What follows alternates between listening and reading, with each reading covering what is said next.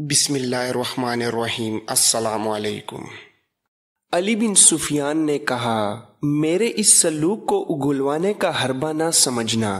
ہم عالموں کی قدر کیا کرتے ہیں، خواہ وہ کسی بھی مذہب کے ہوں۔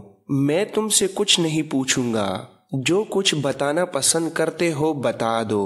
عالم جاسوس نے کہا، اور میں تمہاری قدر کرتا ہوں علی، میں نے تمہاری بہت تعریف سنی ہے۔ تم میں فن کا کمال بھی ہے اور جذبے کی حرارت بھی۔ تمہارے لیے سب سے بڑا اعزاز اور کیا ہو سکتا ہے کہ صلیبی بادشاہ تمہیں قتل کرانا چاہتے ہیں۔ اس کا مطلب یہ ہے کہ تم صلاح الدین ایوبی اور نور الدین زنگی کے ہم پلہ ہو۔ میں تمہیں بتا رہا تھا کہ میں نے علم سے یہ حاصل کیا ہے کہ کسی قوم کے تہذیب و تمدن اور مذہب کو بگاڑ دو تو فوجوں کے حملے اور جنگ و جدل کی ضرورت باقی نہیں رہتی۔ کسی قوم کو مارنا ہو تو اس میں جنسی آگ بھڑکا دو۔ یقین نہ آئے تو اپنے مسلمان حکمرانوں کی حالت دیکھ لو۔ تمہارے رسول اللہ صلی اللہ علیہ وآلہ وسلم نے کہا تھا کہ نفس کو مارو کہ یہی تباہی کی جڑ ہے۔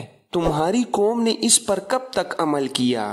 رسول اللہ صلی اللہ علیہ وآلہ وسلم کی زندگی تک۔ یہودیوں نے اپنی حسین لڑکیوں سے تمہاری قوم کو بھڑکایا۔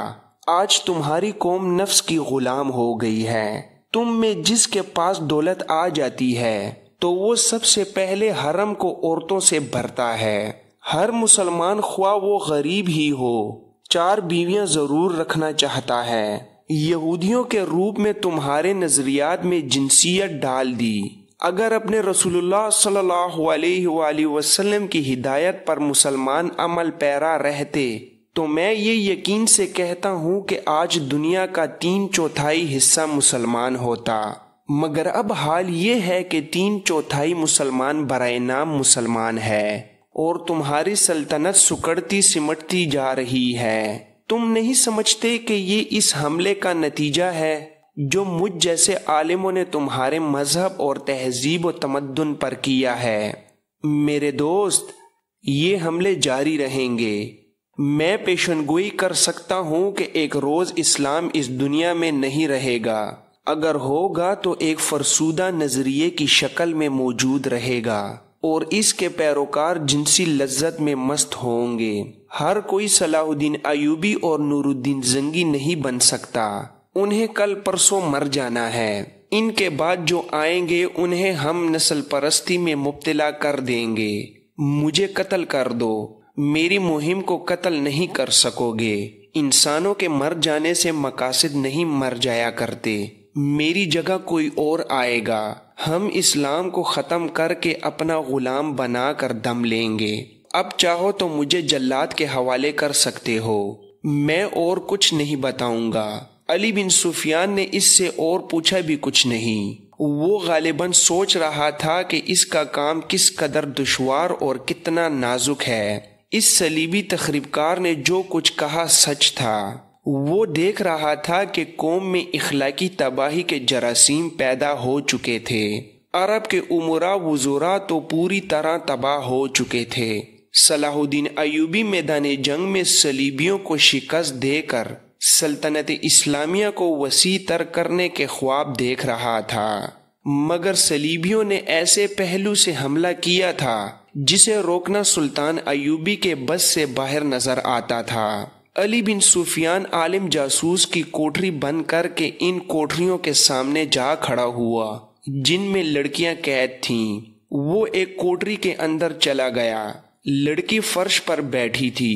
اسے دیکھ کر اٹھ کھڑی ہوئی۔ علی اسے خاموشی سے دیکھتا رہا اور کچھ کہے بغیر باہر نکل آیا۔ اگلے روز دوپہر کے کھانے کے بعد فوج اور انتظامیہ کے تمام حکام اور عہدیدار اس کمرے میں جمع تھے جہاں صلاح الدین ایوبی انہیں احکامات اور ہدایات دیا کرتا تھا۔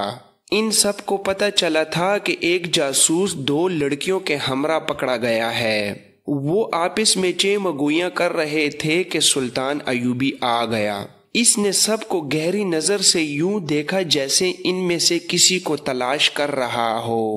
سلطان نے کہا، میرے عزیز ساتھیو، آپ نے سن لیا ہوگا کہ ہم نے ایک مسجد سے ایک صلیبی کو پکڑا ہے جو وہاں باقاعدہ امام بنا ہوا تھا۔ اس نے تفصیل سے بتایا کہ اسے کس طرح پکڑا گیا ہے۔ پھر انہیں وہ باتیں سنائی جو جاسوس نے علی بن سفیان کے ساتھ قید خانے میں کی تھی۔ علی بن سفیان یہ باتیں سلطان ایوبی کو سنا چکا تھا۔ صلاح الدین ایوبی نے کہا، میں نے آپ کو یہ واز سنانے کے لیے نہیں بلایا کہ جاسوسوں اور تخریب کاروں سے بچو۔ میں آپ کو یہ بھی نہیں کہوں گا کہ اسلام دشمنوں کے ساتھ دوستی کرنے والا جہنم میں جائے گا۔ میں صرف یہ کہوں گا کہ کفار کے ساتھ دوستی کرنے والے کے لیے میں یہ دنیا جہنم بنا دوں گا۔ میں اب کسی غدار کو سزائے موت نہیں دوں گا۔ موت نجات کا ذریعہ ہے۔ میں نے اب غدار کی یہ سزا مقرر کی ہے کہ اس کے گلے میں رسی ڈال کر ایک تختی آگے اور ایک پیچھے لٹکا کر اسے ہر روز بازاروں میں گھما پھرا کر چوک میں کھڑا کر دیا جائے گا۔ تختیوں پر لکھا ہوگا، میں غدار ہوں۔ اسے ہر روز صبح سے شام تک کھڑا رکھا جائے گا تاکہ وہ بھوکا پیاسا مر جائے اور اس کی لاش شہر سے باہر پھینک دی جائے گی۔ اس کے لواحقین کو اجازت نہیں دی جائے گی کہ اس کا جنازہ پڑھیں یا اسے دفن کریں۔ لیکن میرے عزیز دوستو، اس سے دشمن کا کچھ نہیں بگڑے گا۔ وہ ایک اور غدار پیدا کر لے گا۔ جب تک اس کے پاس عورت کی بے حیائی اور زر و جواہرات کی فراوانی اور ہمارے پاس ایمان کی کمی ہے، وہ غدار پیدا کرتے رہیں گے۔ کیا یہ آپ کی غیرت کے لیے چیلنج نہیں کہ آپ کا دشمن آپ کی مسجد میں بیٹھ کر آپ کا قرآن ہاتھ میں لے کر آپ کے رسول اللہ صلی اللہ علیہ وآلہ وسلم کے فرمان کو مسخ کرے؟ اس پہلو پر بھی غور کریں کہ صلیبی جو لڑکیاں یہاں جاسوسی کے لیے اور ہماری قوم کی کردار کشی کے لیے بھیج رہے ہیں، ان میں بہت سی لڑکیاں مسلمانوں کی بچیاں ہیں جنہیں ان کفار نے قافلوں سے اغوا کیا اور انہیں بدکاری کے شرمناک تربیت دے کر جاسوسی کے لیے تیار کیا ہے۔ فلسطین کفار کے قبضے میں ہے۔ وہاں مسلمانوں پر جو ظلم و تشدد ہو رہا ہے، مختصراً یہ کہ صلیبی ان کے گھروں کو لوٹتے رہتے ہیں۔ وہ فریاد کرتے ہیں تو قید خانوں میں ڈال دیا جاتا ہے۔ ان کی کمسن بچیوں کو غائب کر دیا جاتا ہے۔ ان میں جو غیر معمولی طور پر خوبصورت ہوتی ہیں، ان کے ذہنوں سے مذہب اور قومیت نکال دی جاتی ہے اور انہیں بے حیائی کی تربیت دے کر مردوں کو انگلیوں پر نچانا سکھا کر انہیں مسلمانوں کے علاقوں میں جاسوسی اور تخریب کاری کے لیے بیچ دیا جاتا ہے۔ اس گروہ میں ان کی اپنی لڑکیاں بھی ہوتی ہیں۔ ان میں تو شرم و حجاب اور عصمت کی کوئی قدر ہی نہیں۔ وہ مسلمان بچیوں کو بھی بدی کے لیے استعمال کرتے ہیں۔ انہوں نے جب فلسطین پر قبضہ کیا تو وہ وہاں سب سے بڑا جو انقلاب لائے وہ یہ تھا کہ انہوں نے مسلمانوں کے لیے جینا حرام کر دیا، ان کا قتل عام کیا، ان کے گھروں کو لوٹ لیا، مسجدوں کو استبلوں اور گرجوں میں بدل دیا، مسلمان بچیوں کا اغوا کر کے انہیں کعبہ خانوں میں بٹھا دیا گیا۔ جو خوبصورت تھی انہیں تخریب کاری اور بدکاری کی تربیت دے کر ہمارے امیروں اور وزیروں کے حرموں میں داخل کر دیا اور انہیں ہمارے خلاف بھی استعمال کیا۔ مسلمان گھرانوں کی بچیوں کے گلوں میں انہوں نے صلیب لٹکا دی۔ مسلمان جو فلسطین سے بھاگے اور ہمارے پاس پناہ لینے کے لیے قافلہ در قافلہ چلے، انہیں راستے میں شہید کر دیا گیا۔ ہماری بہنوں اور بیٹیوں کی آبروریزی سر عام ہوئی۔ اور میرے کلمہ گو بھائیوں، یہ سلسلہ رکا نہیں، ابھی تک جاری ہے۔ صلیبیوں کا مقصد صرف یہ ہے کہ اسلام کا کوئی نام لیوا زندہ نہ رہے اور مسلمان لڑکیاں عیسائیوں کو جنم دیں۔ ہم سب پر اللہ کی لعنت برس رہی ہے کہ ہم اپنے ان مسلمان بھائیوں اور ان کی بچیوں کو فراموش کیے بیٹھے ہیں جو وہاں ذلت اور مظلومیت کی زندگی بسر کر رہے ہیں۔ اس سے بڑا گناہ اور کیا ہو سکتا ہے کہ ہم ان شہیدوں کو بھی فراموش کیے بیٹھے ہیں جو صلیبیوں کی بربریت کا شکار ہوئے۔ میں آپ کو کوئی حکم دینے سے پہلے آپ سے پوچھتا ہوں کہ اس صورتحال میں ہمیں کیا کرنا چاہیے۔ آپ میں تجربہ کار فوجی ہیں اور انتظامیہ کے حاکم بھی۔ پرانی عمر کا ایک کمانڈر اٹھا اور بولا، امیر مصر، ہمیں آپ کے حکم کی ضرورت ہی کیا ہے؟ یہ حکم خداوندی ہے کہ تمہارے پڑوس میں مسلمان نسل پر ظلم ہو رہا ہو اور وہاں کے مسلمان خدا کو مدد کے لیے پکار رہے ہوں، تو ہم پر فرض عائد ہوتا ہے کہ اس ملک پر فوج کشی کر کے اپنے کلمہ گو بھائیوں کو نجات دلائیں۔ ہمیں فلسطین پر فوج کشی کرنی چاہیے۔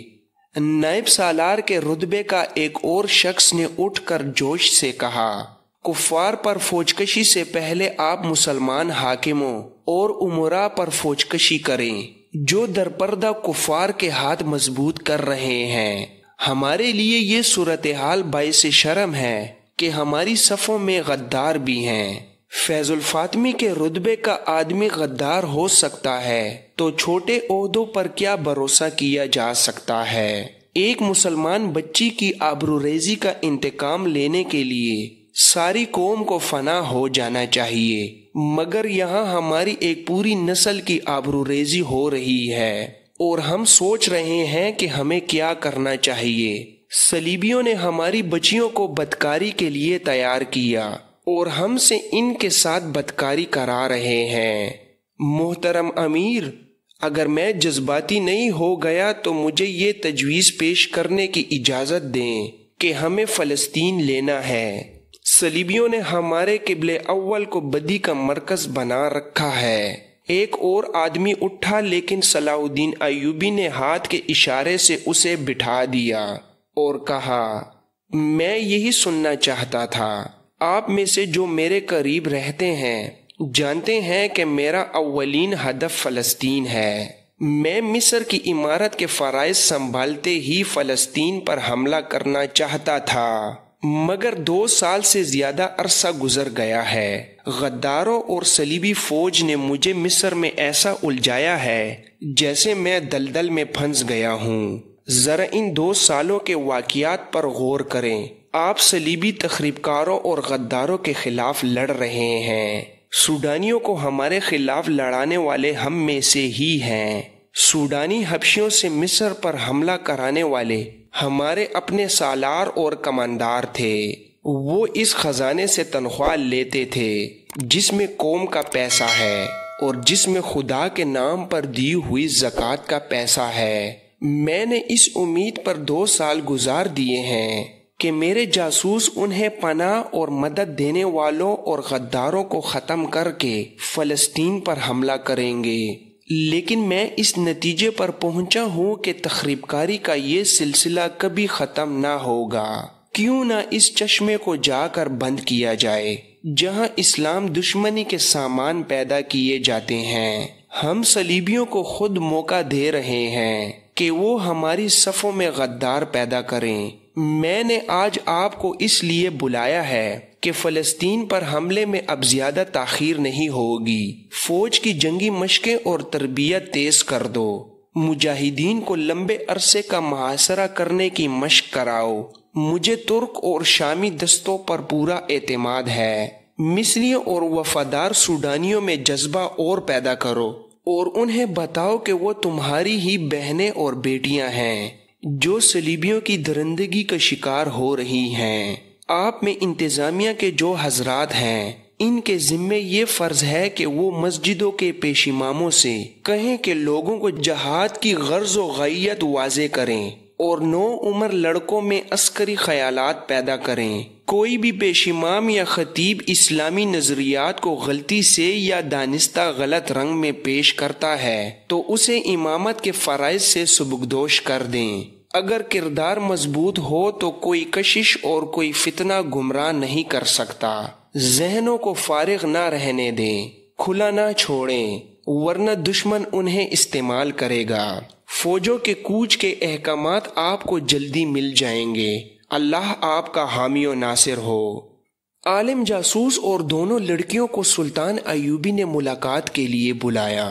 انہیں لایا گیا تو سلطان ایوبی نے کہا، انہیں دوسرے کمرے میں بٹھا دو۔ ان کے پاؤں میں بیڑیاں اور ہاتھوں میں زنجیریں تھیں۔ انہیں جس کمرے میں بٹھایا گیا وہ سلطان ایوبی کے خاص کمرے کے ساتھ تھا۔ دونوں کا ایک دروازہ تھا جس کا ایک در کھلا ہوا تھا۔ سلطان ایوبی کمرے میں ٹہل رہا تھا۔ اس نے ٹہلتے ٹہلتے کہا، میں فوری طور پر کرک پر حملہ کرنے کا فیصلہ کر چکا ہوں۔ کرک فلسطین کا ایک قلعہ نما قصبہ تھا۔ دوسرا مشہور قلعہ شوبک تھا۔ یہ بھی ایک مضبوط قلعہ تھا۔ شوبک کو صلیبیوں نے مرکز بنا رکھا تھا۔ صلیبی بادشاہ اور اعلیٰ کمانڈر شوبک میں ہی اکٹھے ہوا کرتے تھے۔ یہی صلیبیوں کی انٹیلیجنس کا ہیڈ کوارٹر تھا اور یہ جاسوسوں کا ٹریننگ کیمپ تھا۔ سلطان ایوبی کے فوجی اور شہری انتظامیہ کے حلقوں میں خیال یقین کی حد تک تھا کہ سلطان ایوبی سب سے پہلے شوبک پر حملہ کرے گا، کیونکہ اس جگہ کی اہمیت ہی ایسی تھی۔ اگر اس مضبوط اڈے کو سر کر لیا جاتا تو صلیبیوں کی کمر توڑی جا سکتی تھی، مگر سلطان ایوبی کہہ رہا تھا کہ پہلے کرک پر حملہ کیا جائے گا۔ یہ تو ثانوی اہمیت کی جگہ تھی۔ ایک نائب سالار نے کہا، محترم آپ کا حکم سر آنکھوں پر۔ میری ناقص رائے یہ ہے کہ پہلے شوبک کو سر کر لیا جائے۔ دشمن کی مرکزی کمان ختم کرنا ضروری ہے۔ اگر ہم نے شوبک لے لیا تو کرک لینا کوئی مشکل نہ ہوگا، اور اگر ہم نے کرک پر طاقت ضائع کر دی تو شوبک لینا ناممکن ہو جائے گا۔ دوسرے کمرے میں جاسوس بیٹھے تھے۔ درمیانی دروازے کا ایک در کھلا تھا۔ سلطان ایوبی کے کمرے کی آوازیں اس کمرے میں صاف سنائی دے رہی تھیں۔ عالم جاسوس کے کان کھڑے ہو گئے۔ وہ آہستہ آہستہ سرک کر دروازے کے ساتھ ہو گیا۔ اس وقت سلطان ایوبی کہہ رہا تھا، میں درجہ بدرجہ پیش قدمی کرنا چاہتا ہوں۔ کرک شوبک کی نسبت آسان شکار ہے۔ میں اس پر قبضہ کر کے اسے اڈا بنا لوں گا۔ کمک منگوا کر اور فوج کو کچھ عرصہ آرام دے کر پوری تیاری کے بعد شوبک پر حملہ کروں گا۔ اس قصبے کا دفاع ہمارے جاسوسوں کے کہنے کے مطابق اتنا مضبوط ہے کہ ہمیں لمبے عرصے تک اسے محاصرے میں رکھنا پڑے گا۔ میرا خیال ہے کہ کرک پر ہماری زیادہ طاقت ضائع نہیں ہوگی۔ ہمیں پہلے ایک اڈا چاہیے اور ایسی رسدگاہ جہاں سے ہمیں فوری طور پر رسد ملتی رہے۔ عالم جاسوس دروازے کے ساتھ بیٹھا سن رہا تھا۔ دونوں لڑکیاں بھی اس کے پاس آ بیٹھیں۔ علی بن سفیان نے بھی دھیان نہ دیا کہ ایسی راز کی باتیں جاسوسوں کے کانوں میں پہنچ رہی ہیں۔ ہو سکتا ہے سلطان ایوبی اور علی بن سفیان نے اس لیے احتیاط نہ کی ہو کہ ان جاسوسوں کو شوبک واپس تھوڑی ہی جانا تھا، انہیں تو ساری عمر قید میں گزارنی تھی یا جلاد کے ہاتھوں مرنا تھا۔ عالم جاسوس نے لڑکیوں سے سرگوشی میں کہا، کاش ہم میں سے کوئی ایک یہاں سے نکل سکے اور صلاح الدین ایوبی کے اس ارادے کی اطلاع شوبک اور کرک تک پہنچا دے۔ یہ کتنا قیمتی راز ہے۔ اگر پہلے ہی وہاں پہنچا دیا جائے تو مسلمان کی فوج کو کرک کے راستے میں ہی لڑائی میں الجھا کر اس کی طاقت ختم کی جا سکتی ہے۔ ان کا حملہ کرک سے دور ہی پسپائی میں بدلا جا سکتا ہے۔ سلطان ایوبی اپنے کمرے میں ٹہلتے ہوئے کہہ رہا تھا، ہمیں مکمل رازداری کی ضرورت ہے۔ اگر صلیبیوں کو ہمارے حملے کی خبر قبل از وقت ہو گئی تو ہم کرک تک نہیں پہنچ سکیں گے، وہ ہمیں راستے میں ہی روک لیں گے۔ ہمارے لیے خطرہ یہ ہے کہ صلیبیوں کے مقابلے میں ہماری فوج بہت کم ہے۔ صلیبیوں کی نفری زیادہ ہونے کے علاوہ ان کے گھوڑے اور ہتھیار ہم سے بہتر ہیں۔ ان کے خول لوہے کے ہیں اور وہ ذرا بختر بھی پہنتے ہیں۔ اس سے ہمارے تیر انداز بیکار ثابت ہوئے ہیں۔ میں چاہتا ہوں کہ صلیبیوں کو بے خبری میں جالوں تاکہ انہیں کھلے میدان میں لڑنے کا موقع نہ ملے۔ اگر وہ کھلے میدان میں لڑے تو ہمارے عقب میں آ کر وہ ہماری رسد کا نظام روک دیں گے۔ اس کا نتیجہ پسپائی اور شکست کے سوا کچھ نہ ہوگا۔ میں وہ راستہ اختیار کروں گا جو جاریب کے ٹیلوں میں سے گزرتا ہے۔ یہ بڑا وسیع و عریض علاقہ ہے۔ مجھے خطرہ صرف یہ نظر آ رہا ہے کہ صلیبی راستے میں آ کر لڑے تو ہمیں شکست کے لیے تیار رہنا چاہیے۔ اس کا علاج یہ ہے کہ فوج کو 3-4 حصوں میں تقسیم کر کے صرف رات کے وقت کوچ کرایا جائے، دن کے وقت کوئی حرکت نہ کی جائے۔